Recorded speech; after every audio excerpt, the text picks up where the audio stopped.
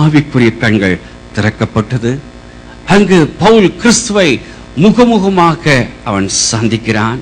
பிரத்யட்சமாக அவருடைய சத்தத்தை கேட்கிறான். அங்கு தன் பாவ நிலையை அவர் உணர்ந்திருப்பான். ஒருவேளை அங்கு பவுல் தான் கிறிஸ்துவுக்கு விரோதமாக செய்த பாவ காரியங்களை நினைத்து கதறியிருக்க வேண்டும். மிகவும் அழகா அந்த வேத பகுதியில் நீங்க எடுத்து வாசித்து பாருங்கள். அப்போஸ்தலர்ல தேவன் அவரை ஊழியத்துக்கு முதல் அழைத்த பொழுது தான் அந்த உன்னதமான ஊழியத்துக்கு அருகதையற்றவன் என்று மறுத்திருக்கலாம். அதற்கு கிறிஸ்து கூறியிருப்பார், மகனே பவுலே, உன்னை உன் பாவக்கரையிலிருந்து கழுவ என் கிருபை உனக்கு போதும். ஏனென்றால் அது நிமித்தமா தான் ரோமர் 5:20 சொல்கிறார், மேலும் மீறுதல் பெருகும்படிக்கு நியாயப்பிரமாணம் வந்தது, அப்படி இருந்தும் பாவம் பெருகின இடத்தில் கிருபை அதிகமாய் பெருகிற்று. தன்னுடைய பாவ காரியத்தை நினைத்தவர் பவுல் அங்கு அழகாக எழுதுகிறார், பாவம் பெரிய இடத்துல தேவனுடைய கிருபை பெரியது என்று. அதை நன்கு அறிந்திருந்து அனுபவித்த பவுல் இன்னும் அழகாக சொல்கிறார் ரோமர் 3:24 இலவசமாய் அவருடைய கிருபையினாலே கிறிஸ்து இயேசுவில் உள்ள மீட்பை கொண்டு நீதிமான்களாக்கப்படுகிறார்கள். இலவசமாய் அவருடைய கிருபையினாலே கிறிஸ்து இயேசுவில் மீட்பை கொண்டு நீதிமான்களாக்கப்படுகிறோம் என்று. கடந்த திங்கட்கிழமையும் அருமையான தம்பி இதை அழகாக அவர் எபேசியர் 2:8-9 ஆதாரம் வைத்து தம்பி எடுத்ததை அறிவோம். மீண்டும் வாசிக்க கேட்போம். எபேசியர் 2:8-9 கிருபையினாலே விசுவாசத்தை கொண்டு ரட்சிக்கப்பட்டீர்கள், இது உங்களால் உண்டானது அல்ல, இது தேவனுடைய ஈவு, ஒருவரும் பெருமை பாராட்டாதபடிக்கு இது கிரியைகளினால் உண்டானது அல்ல. ஒருவரும் பெருமை பாராட்டாதபடி இது கிரியினால் உண்டானது அல்ல. கிரியினால் பரலோகம் போகலாம் என்று நம் வேதம் கூறியிருந்தால் பரலோக வாசலிலே வசதி மிக்கவர்கள் மட்டும்தான் இருப்பார்கள். அங்கு ஏழை எளியவர்களுக்கு புகக்கூட இடம் கிடைத்திருக்காது. அங்கு பணக்காரர்களும் செல்வர்களும் அரசியல்வாதிகளும் வசதி படைத்த சினிமா நடிகர்களும் கிரிக்கெட் வீரர்கள் என ஒவ்வொருத்தர் பில்லியன் வைத்திருக்கிறார்கள். அவர்களுக்குத்தான் அங்கு இடம் கிடைக்குமே ஒளி பாவப்பட்ட நமக்கு அங்கு இடம் கிடைத்திருக்காது.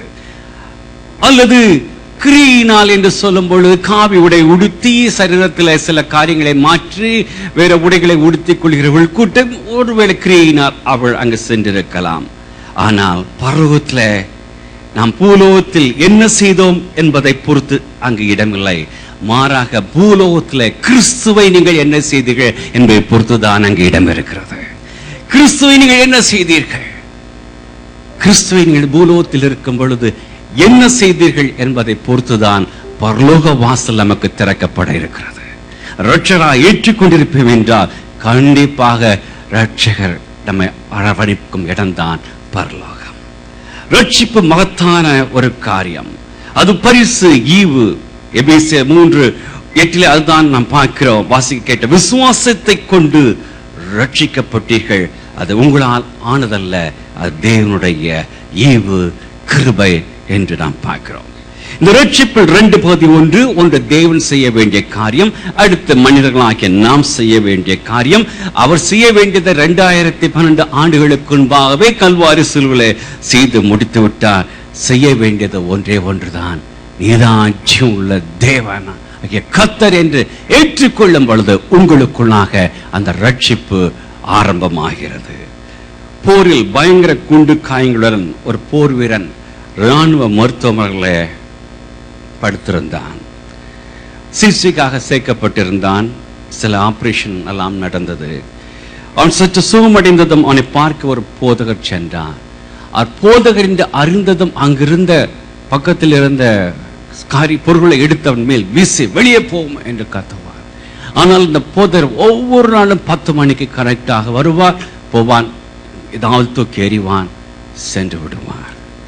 ஒரு நாள் ஒரு வாரம் கழித்து கையில அழகான மலர் கொத்துகை ஒன்றை எடுத்துக்கொண்டு மெதுவாக அவனுக்குள்ளாக அறைக்குள்ளாக செல்லும் முன்பாக அங்கிருந்த நர்ஸிடம் கொடுத்து, இதை அவனுக்கு முன்பாக போய் வைத்து விடுங்கள் என்று.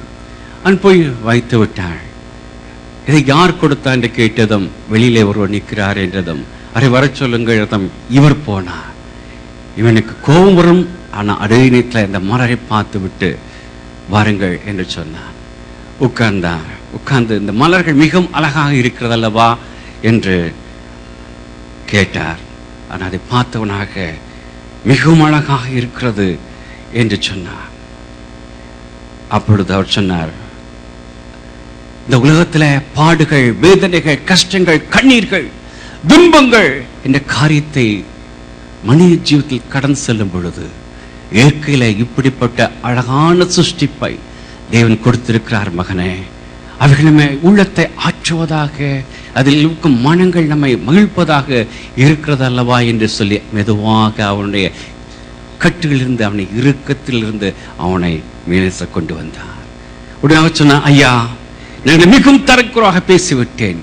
காரணம், நீங்கள் ஒரு பரிசுத்தவான், ஆனால் நானோ சகல பாவமும் நிறைந்தவன். இந்த உலகத்தில் என்னென்ன பாவங்கள் இருக்கிறதோ அனைத்தையும் செய்தவன். பாருங்கள், இந்த சுவர் எவ்வளவு வெள்ளையாக இருக்கிறது.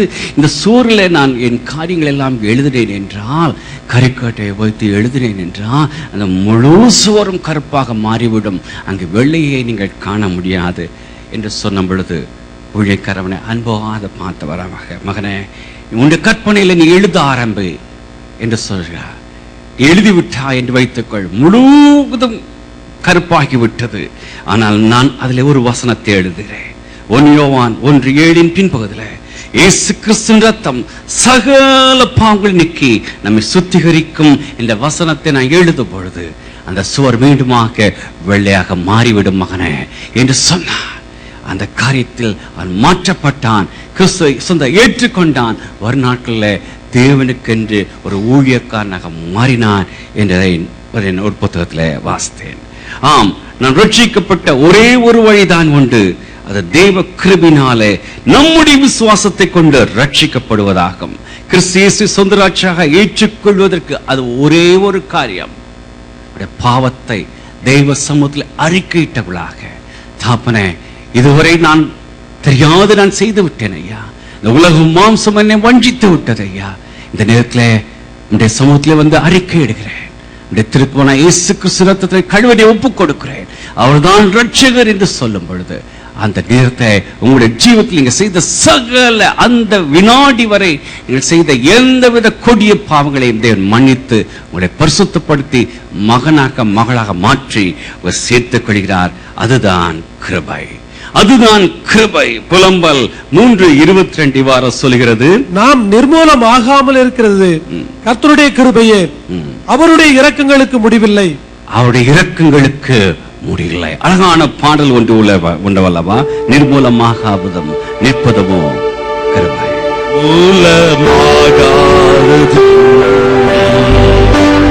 நிற்பதுமோ கிருபை, நிர்மூலமாகாததும் நிற்பதுமோ கிருபை.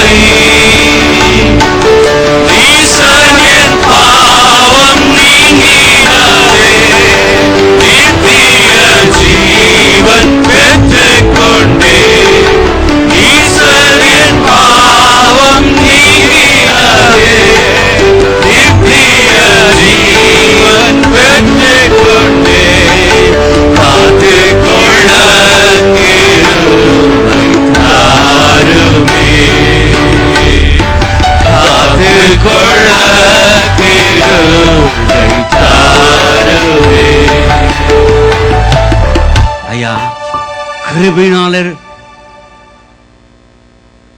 பரிசுத்தவான்களாக மாற்றப்பட்டாலும் அதை காத்துக்கொள்ளவும் தேவனுடைய கிருபை வேண்டும் ஐயா, கிருபை வேண்டும் ஐயா. எந்த வினாடியில எந்த நேரத்தில் நாம் விழுவோம் என்று நாம் அறியோம்.